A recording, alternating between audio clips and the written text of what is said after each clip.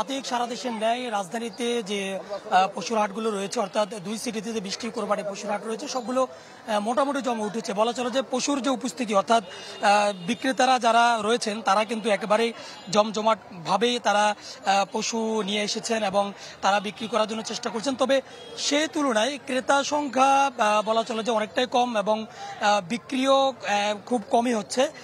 বিশেষ করে এবারের যে ক্রেতা রয়েছে, অর্থাৎ কোরবানি পশু যারা কিনতে আসছেন তারা বেশিরভাগই মাঝারি সাইজের গরু কেনার জন্য তারা চেষ্টা করছেন, অর্থাৎ 70 থেকে 1 লাখের ভিতরে তারা গরু কেনার জন্য চেষ্টা করছেন। আর অপরদিকে যারা বিক্রেতা রয়েছেন তাদের বেশিরভাগই গরু 5 থেকে 10 লাখের মধ্যে আছে, 10 লাখের মধ্যে বেশিরভাগ গরু রয়েছে। তবে সব মিলে বলা চলে যে এখন পর্যন্ত বিক্রি কম হলেও রাজধানীর বিভিন্ন যে হাটগুলো রয়েছে সেই হাটগুলো ধীরে ধীরে জমে উঠেছে। অর্থাৎ বলা চলে যে দিন যত ঘনিয়ে আসবে, অর্থাৎ ঈদুল আজহার দিন যত ঘনিয়ে আসবে, তত এখানকার যে হাটগুলো রয়েছে সেগুলো জমে উঠবে এবং বেচা বিক্রি বাড়বে।